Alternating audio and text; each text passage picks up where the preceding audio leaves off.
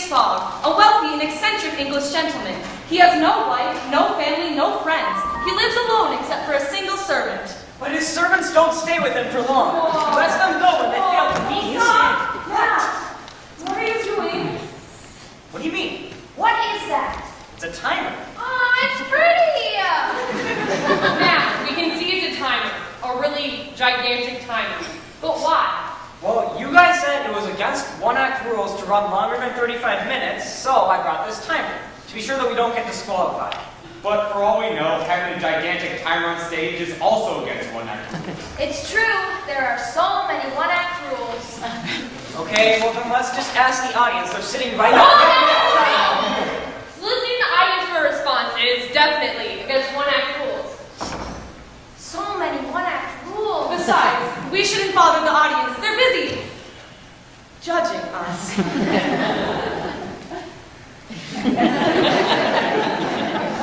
Okay, well, I don't think we have time to worry about that right now. Look at the clock. It's already at 33:30.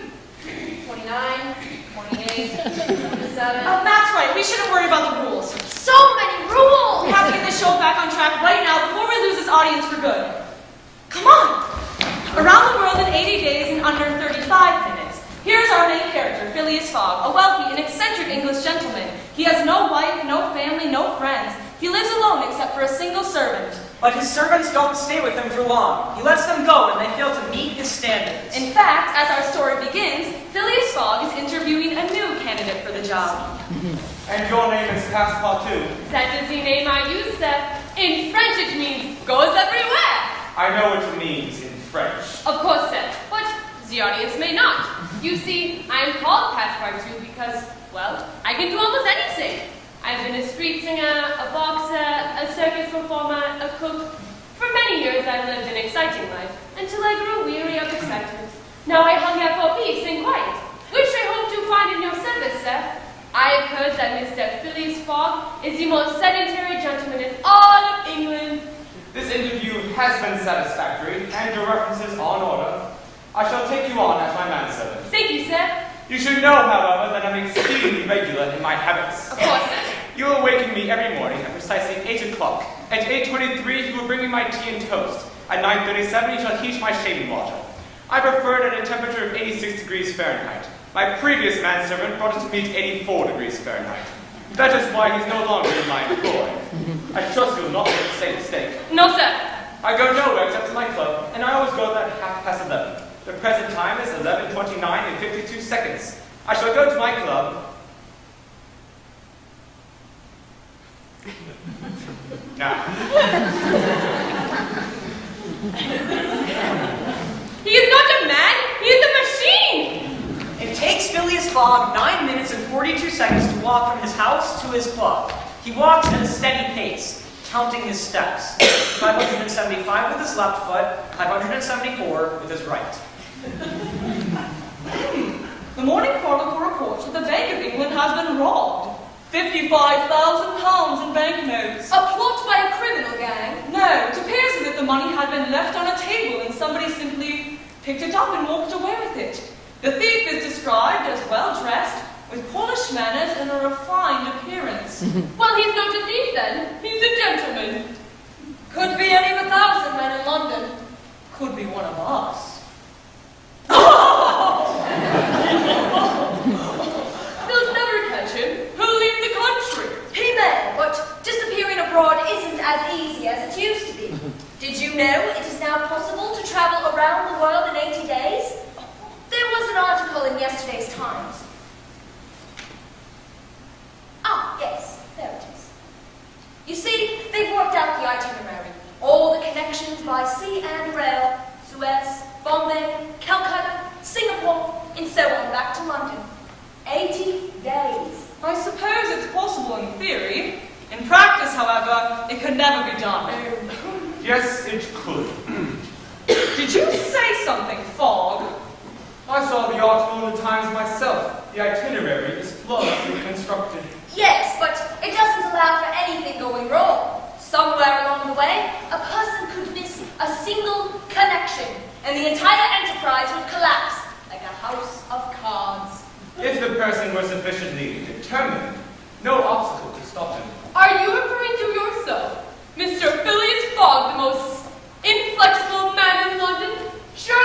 proposing that you could go around the world in 80 days. That is exactly what I'm proposing. I'll wager you can't. In fact, I'll put down £5,000. So will I. I will put down 10. £20,000, Fogg. That's a lot of money. Are you willing to accept the wager? I do. Today's October 2nd, and the next train for Dover leaves at 8:45 this evening.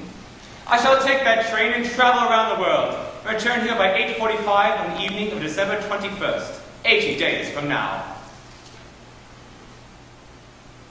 Shouldn't you be making preparations? My train does not leave for another 7 hours. In the meantime, will you gentlemen like to join me in a game of whist?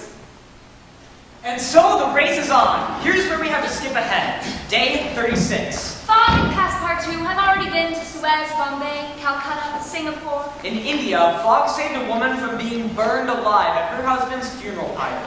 Her name is Aura. She has joined the traveling party. Ever since Fogg left London, he has been trailed by a detective named Fix. Detective Fix suspects Fogg of having robbed the Bank of England and is ready to arrest him but can't because he hasn't received a warrant. Okay, let's go. The travelers have arrived in Hong Kong. I've checked here at the British Embassy in Hong Kong, and once again, the warrant has not yet arrived. Thank you, Scotland Yard. Perhaps it'll arrive before Fogg sails tomorrow morning. Are you not Mr. Fix of the Peninsular and Oriental Company? Why, yes. Yes, I am. Well, we met in Suez, and now you are in Hong Kong. That is quite a coincidence. In Suez, as I recall, you and I had a drink together. Would you like to have a drink now? Oh, I don't know. We are going to Japan, and I've heard that the boat for Yokohama will sail tonight instead of tomorrow morning. I must inform my master, but I have time for a drink. I led him to an opium den. What sort of place is this? A tavern, of course. 2 glasses of port. But those men? This is Hong Kong. In taverns, they sometimes smoke a little opium. Now, listen to me. I have a confession to make. My name is Fix, but I am not a business traveler. I'm a detective. I've done the thing! I know you haven't. It's your master that I'm after. My master? I informed him about the bank robbery and told him that Phileas Fogg fit the description of the thief. It is not possible. My master is an honorable man. Your master is running around the world on the pretext of a ridiculous wager, carrying with him a huge sum in banknotes. How gullible are you? Are you perhaps his accomplice? No! What do you want of me? I'm waiting for Scotland Yard to send an arrest warrant. Until it arrives, I need you to help me to keep your master in Hong Kong. Betray him? In accordance with the law. Never! My master is honest and true. I can feel it in my heart. I could share the reward money with you. No, not for all see gold and see well. All right then, you're a faithful servant, a fool, but faithful. I salute you. In fact, let me buy you another drink. No, not a drink.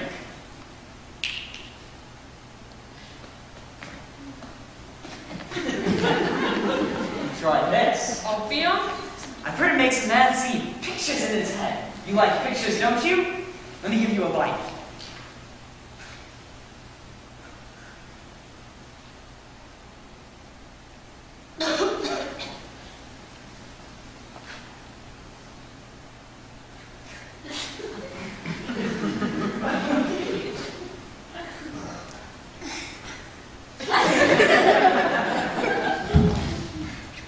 Now Fogg will miss his boat.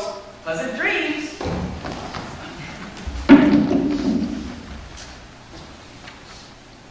Oh, my head. It hurts like the devil. But my mind is clear. Somehow I got myself on the boat in time. But I forgot to tell my master that the boat was leaving early. Oh no! My master missed the boat because of me. If I ever get my hands on that detective, I will thrash him. But he was right. I am a fool, and now I find myself in Yokohama lost and all alone. But what is that? It is a gigantic tent. It is a Japanese circus rehearsing. One performer was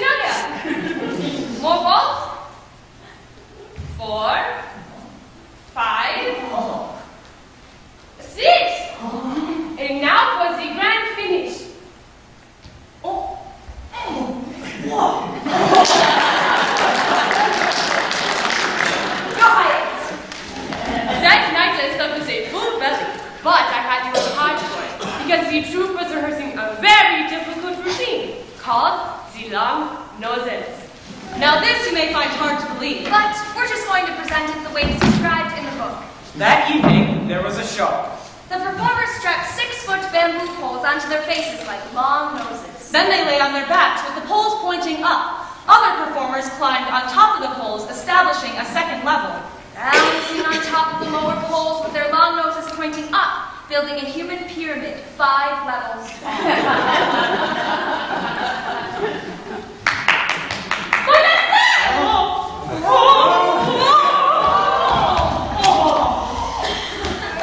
£200 to cover for your damages.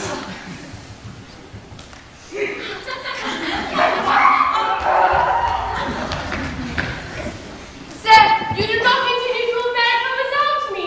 No. Am I still your servant? Yes. But I failed you. I did not tell you that the boat was leaving early. I took the later boat. We will speak no more of this matter. Now come. The boat from San Francisco leaves in the hour. He did not discharge me. Is it possible he has grown fond of me?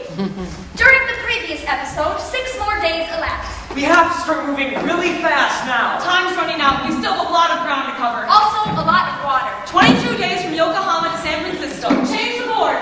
On board the ship, Passepartout was surprised to see a familiar face. Mr. Fogg says he will bring me to England. But what happened from there, I do not know. All I know is Mr. Fogg is the most generous man alive. There was another familiar face on board. This one, not so beloved. Yes, it was me. Still on the trail of Phileas Fogg, but keeping a low profile.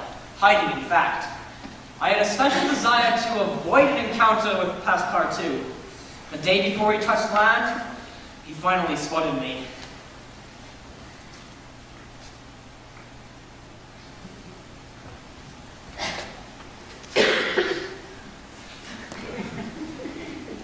Aha!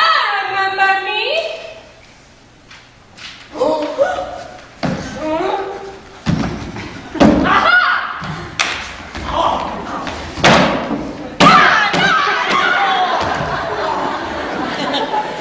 Is that suffice then? Was he present? And listen to me. I am no longer your master's adversary. You admit he is an honest man? Don't hit me again until you've heard me out. I still believe your master's a thief, but I cannot arrest him until he returns to English soil. That won't happen until he reaches London. Therefore, it is now in my interest to help him get there as soon as possible. And it is in your interest to not tell him who I really am. Why should I not tell him? It might distract him knowing that he's being pursued by the police. You want your master to win his wager, don't you? Assuming the wager isn't a cock and bull story. I would give my life to help him win this wager. And here's what I want you to do. Introduce me to your master as a simple man of business who happens to be taking exactly the same route back to London. Once I join your traveling party, I may be of some use. I'm a crafty fellow. Very well. I will do as you ask. But if you... What is the word? If you double-cross me... We have an agreement, then. In San Francisco, the introduction is made. Pleased to meet you, sir. Likewise. Sir, I have a great desire to taste American food. May I? You may, Mr. Fogg, will you show me the city? if you wish. Would you mind if I joined you? Not at all. Suddenly, the doors of a large building burst open and an angry mob came charging out. Another mob came charging out of another building. It was an ordinary afternoon in San Francisco. Hooray for Camerfield! Hooray! Hooray for Stevenson! Hooray! Camerfield! Camerfield! Camerfield! Camerfield! Stevenson! Stevenson! Stevenson! Stevenson! Camerfield! Stevenson! Rival political parties. I've heard that Americans can become very agitated about politics. It is none of our affair. I believe it's about to become our affair. Take care, there's a lady present. English boy, eh? I saw the blow coming, but Fogg did not. I knew that if I wanted to get him back to England in one piece, I would have to take immediate action, possibly at great personal cost. Okay.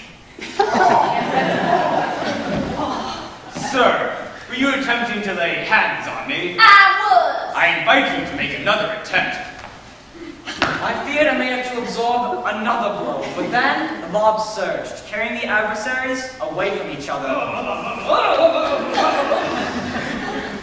Next time we meet, I'll remember you. I shall remember you as well. Your name? Phileas Fogg, and yours? Colonel Stamp Proctor. Mr. Fix. Thank you.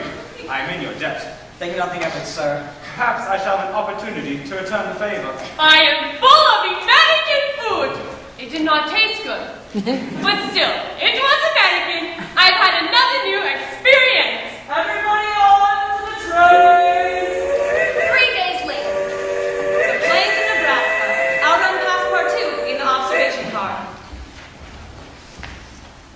Nebraska is so beautiful, so flat and empty, the sky so blue, the air is so bright with snow. America is a land of wonders. Mr. Fogg has no interest in scenery. He is one of those English travelers who leave the sightseeing to their servants. I do not understand him. Sometimes it seems he has no human feelings. That is what I thought at first. I thought he had only clockwork inside, but deep down, his heart is warm.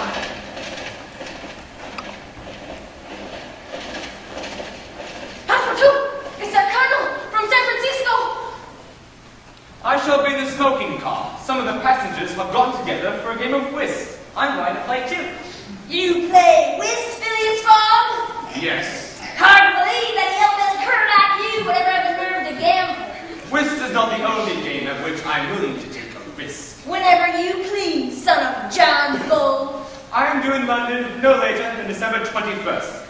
Let us arrange a meet of 6 months hence, when I'll be at leisure to return. 6 months hence? Ha! Coward. Very well. I will give you satisfaction now. I happen to have with me a case of dueling pistols. You may choose. We'll settle this in the next car using the length of the eye. Everybody else, clear out!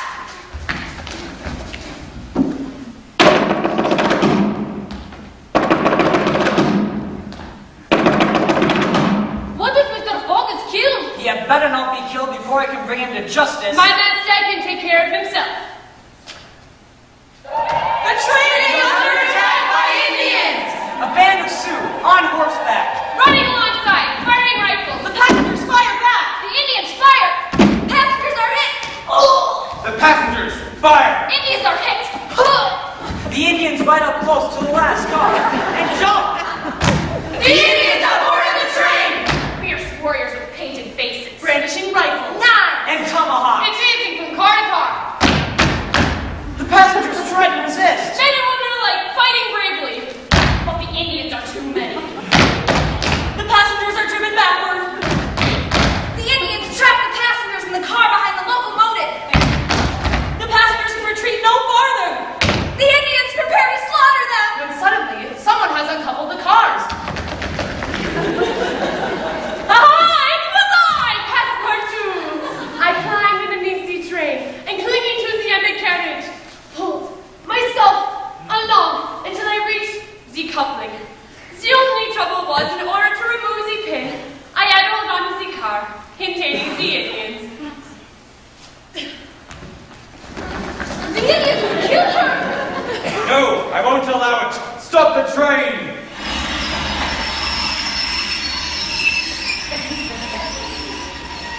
Whoa, that was a narrow escape. Not all of us escaped. Passepartout is with the Indians. He saved us. Now I must save him. Mr. Fix, please do me the kindness of attending to Madame Powder until I return. You intend to rescue your manservant from a pack of Indian warriors all by yourself, on foot? There seems to be no alternative.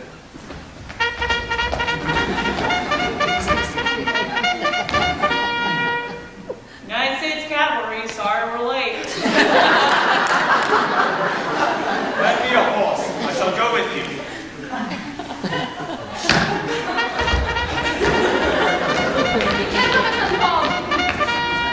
I'm beginning to revise my estimation of Phileas Fogg. He may be a thief, but he does possess some admirable qualities. And the Frenchman, is it foolishness that makes him brave, or is he just brave? Passepartout, how did you survive? First, I fought. Then, I ran. I'm the swift runner, but I caused a delay. Our train from Omaha to New York leaves in 7 hours and 21 minutes. The question is, how shall we get to Omaha?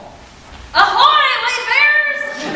A remarkable vehicle appeared in the distance, a large sledge on wooden plates, but instead of being drawn by horses, it was rigged with sails. Better stand back! The Prairie Clipper has a mind of her own! I can't entirely control her! Woo!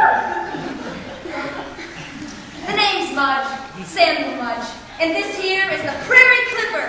Ain't she a beauty? She certainly is. Is she your creation? I built her with my own hands after a fellow showed me how. Must be a couple dozen of us, sailing these ladies across the Great Plains. But this is the one and only Prairie Clipper. Go ahead, admire her. It's what she lacks. She's a little vain. Is this vehicle capable of transporting a passenger to Omaha? Omaha? Sure! I'm about a little snow between here and there. I will pay you handsomely if you will take me. You don't have to pay me. I'll take you for free, just to show off the Prairie Clipper. Madam, you remain here until the evening train. Passepartout will look after you. Here's a sum of money. No, Mr. Fogg. I want to go with you. This vehicle is clearly not safe. Mr. Mudge himself says he cannot entirely control it. You cannot leave me here after bringing me so far. I am not afraid. Very well. Can you accommodate 4 passengers? You bet! Spread your sails, my lady. It's time to fly! As the Prairie Clipper skimmed over the snow, the lines of her rigging vibrated in the wind.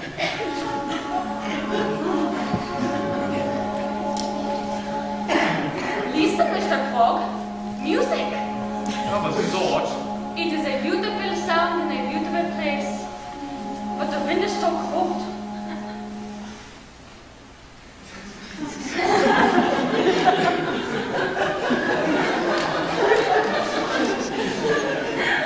Omaha, day 68, train to New York. 3 more days, gone. Only 9 days remaining. New York Harbor. We are 45 minutes late. Our boat has sailed. Oh no, it is all my fault. You're so close to winning the race, Mr. Fogg. You must find another boat. A boat with sails and load will be neither sufficiently fast nor sufficiently reliable. We require a steamer with powerful engines. And in all New York harbor is only one suitable boat. And here is its captain. Speedy. Captain Andrew. Speedy. Mr. Speed, if I were to pay you a large sum of money, would you be willing to take me and 3 other passengers to Liverpool? Liverpool. Why not China? I've recently been to China. Now I wish to go to Liverpool. No, Glasgow. That's where this ship is bound to go, and that's where she's going. Besides, I don't take passengers. I don't like them. They grumble. If you refuse to take us to Liverpool, will you at least take us to Glasgow? Not if you paid me $1,000. I told you I don't like passengers. I offer you £1,000. That's the equivalent of almost $5,000. I feel my reward slipping through my fingers. 1,000 per person? Very well. Per person. There are 4 of you. Yes. All right. We sail at 9 o'clock tomorrow morning, and no grumbling, or I'll deliver you all to Davy Jones's locker. Mr. Fogg, you are very kind to pay for my passage. It's just the least I can do. And he pays for Mr. Fix's well. He's spending the bank's money like a drunken sailor. On the morning of the next day, day 72, a lone figure stands at the ship's bridge, taking bearings. It is not Captain Speed. Not me. No, it's Phileas Fogg. He bribed the crew, he took command of the ship. You are locked in your ship's cabin. Mutiny! Make fast the lanyard. Clear the scuppers. Boilers on full steam. Aye, aye, sir. Blast you, Phileas Fogg! Day 73 to 75. Good weather. The wind is with us, sir. I calculate we are no more than 2,000 miles from Liverpool. Almost 8 hours ahead of schedule. Day 76 to 78. The weather turns kind of rough. Strong headwinds from the northeast, sir. Keep stoking the furnaces. We are only a few hours behind schedule with less than 1,000 miles to go. Day 79. It's no use, sir. The winds won't let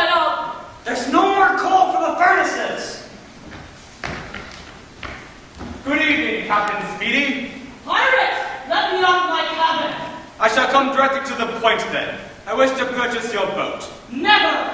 It is your prerogative not to sell her, but either way, I shall be obliged to burn her. You shall be obliged to what? Burn her, that is, the wooden portions of her. We have run out of fuel for the furnaces, and the engines must be kept running at top speed. You make it forcibly bold to consume yourself! You are a sick man, Phileas Fogg! I'm a man with an appointment to keep. I hold in my hand 12,000 pounds.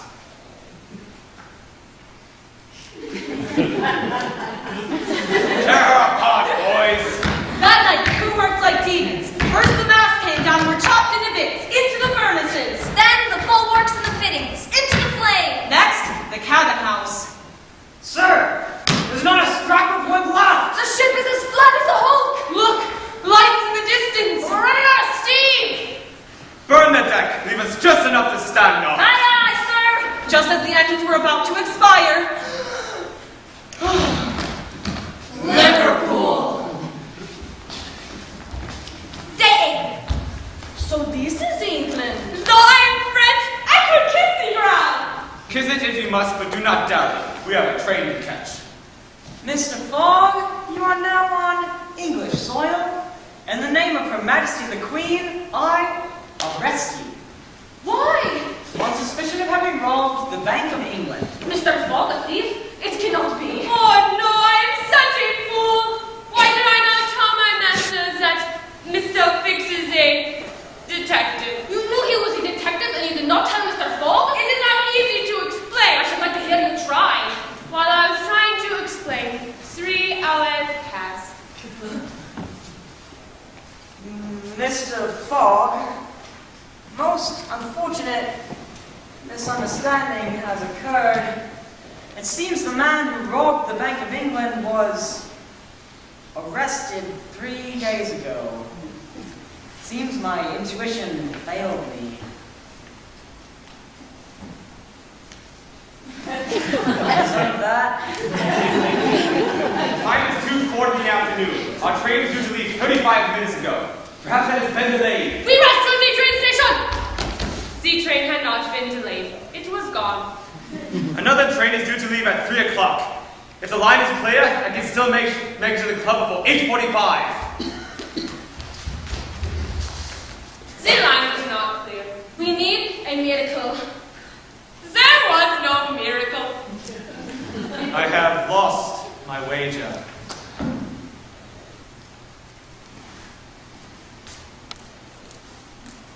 Well, I guess the show is over. What?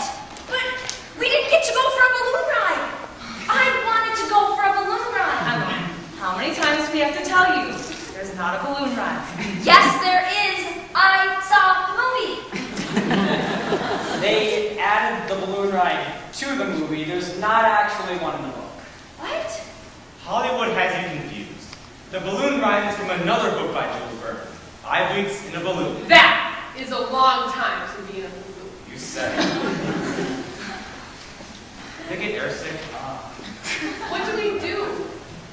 Okay, it kind of sucks that this is over. Wow, so awkward. Wait a second, hold on. Wait, I actually don't know if it's over yet. What? Okay, so the Earth is spinning counterclockwise. Spins. Yep. So people are on the Earth and they see that every time a day passes, they see the sun go by. And so if if 80 days would have passed by, they would see the sun go by 80 times. That is, if they were in one spot. But, okay, hold on. So, I am lost. okay, I'm not done. The characters in our story started in England, and they are moving east, which is counterclockwise. So Earth is spinning. They're moving around the Earth themselves, and Okay, could you just dumb it down just a little bit? I don't know how to do that. Please. I don't understand English. Okay, What part?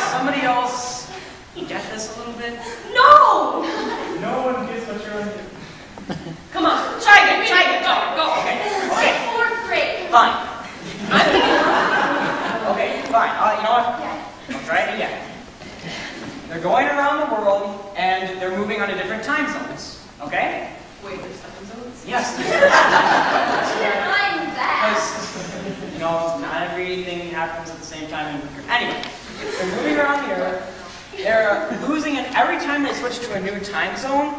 They lose an hour, and because the sun is really moving faster for them, they're losing an hour every time they go around the Earth. And then by the time that they get all the way back around to the same spot, they gain 24 hours, and their perception of what is 80 days is different from the perception of the person who is sitting at home just watching the sun go by. Do you come with subtitles? Guys, I think I'm getting this. Really? Yes! Okay. So, what you're saying is that the characters think it's day 81, but in reality, it's still day 80. That's what I'm saying. Oh my gosh! Wow. So Fogg could still win his wager.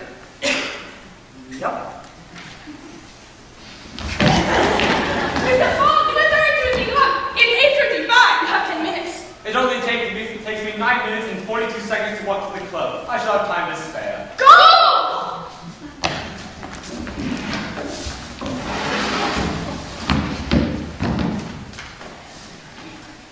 Gentlemen, I believe we are about to win our wager with Phileas Fogg. He's due before 8:45. It's 8:39.